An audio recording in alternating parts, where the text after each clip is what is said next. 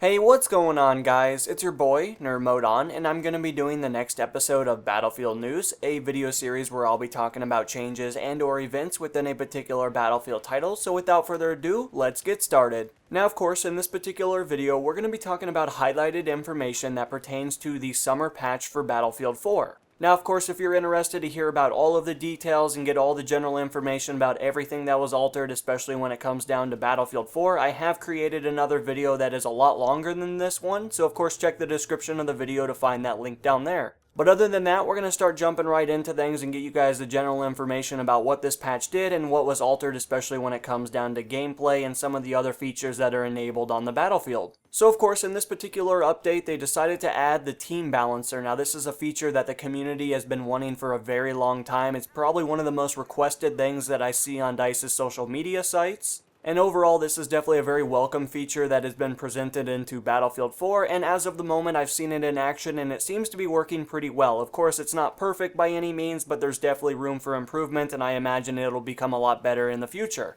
DICE has also added Zavad Graveyard Shift, which is a night map in the Night Map Operations DLC. It is 100% free. All you have to do is go down to the store and download it for free. It doesn't cost anything. You don't have to sign up for anything or anything along those associated lines. They've also done a little bit of changes to the soldier movement. One of the most notable things is they slowed down the side-to-side movement from 0.4 to 0.35, and this is mainly just to make sidestepping less jerky, and overall it should be a little bit easier for you snipers. As a result of us receiving the Zavad Graveyard Shift as a free DLC map, they decided to go in there and change the max default spotting distance to 200 meters on the night maps. The main reason for doing this is to decrease players from spamming the spot button at extreme ranges and being rewarded with the Dorito that shows up in the nighttime distance. DICE also fixed an issue where the local player's health would be incorrect if they took damage while regenerating health. They have also changed frame history time variable to 1 to prevent dusting on fast-moving vehicles. This mainly pertains to the jets, however, I have seen videos and a little bit of information has been floating around that the issue still is around.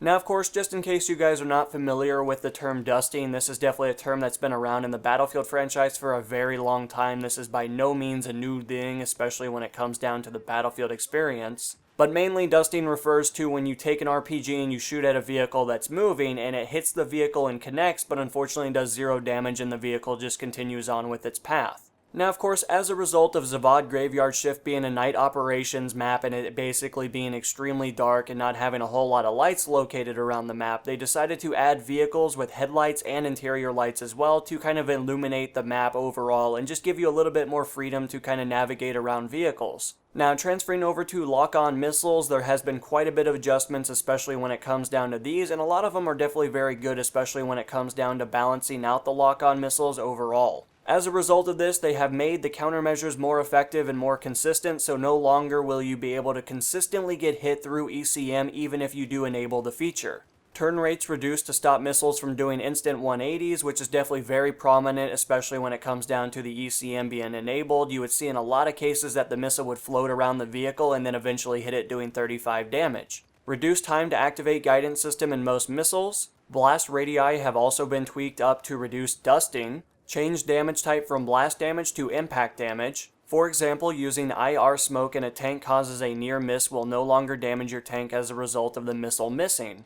Now, of course, transferring over to one of the most important fixes, especially when it comes down to this overall update. This is a long-term issue that has been plaguing the Battlefield franchise and multiple Battlefield titles by itself for a multitude of years. Now, the specific issue that I'm referring to is known as the failed reload bug. This is a long-term issue where infantry weapons would fail to reload properly. Now, of course, it is worth noting that they have tried to fix this in the past and it failed in many cases, and this is not the first time we've seen this in the patch notes, but from what I've seen so far, I have not had any issues with my weapon failing to reload, and it seems like everybody's resulting in pretty good progress so far. Now, transferring over to another update that is very important, especially when it comes down to the gameplay of Battlefield 4, mainly for the infantry combat, especially on Operation Metro and Operation Locker primarily, but of course this has been plaguing other maps, but just not as significant as these two maps that I just listed. Now, of course, in this segment, we're going to be talking about the flashbangs, especially when it comes down to their effectiveness and how they're supposed to be used, and some of the limitations now that they currently have. Effective angle is now 145 degrees for the flashbangs. Flash duration reduced to friendlies to 0.6 seconds. No longer blinds dead people. Increase the suppression effect from flashbang explosions. Reduced number of default flashbangs from 3 to 2.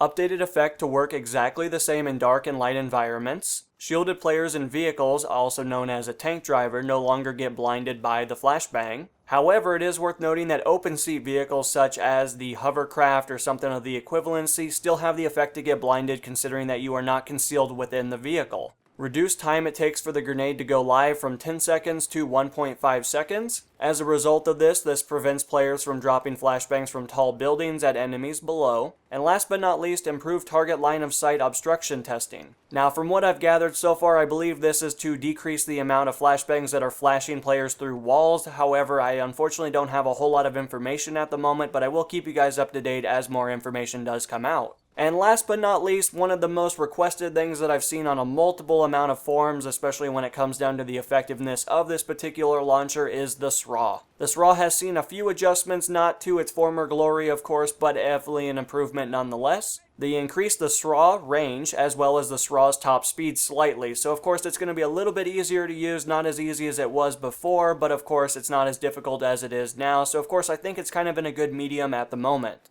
But anyway guys, that's really all the information I have for you. Of course, if you guys would like to read all the information for yourself and check out the entire patch notes, they will be linked in the description below, so feel free to check that out at your own discretion. But until the next episode guys, this has been NMO, and I'm going to be signing out guys. Peace.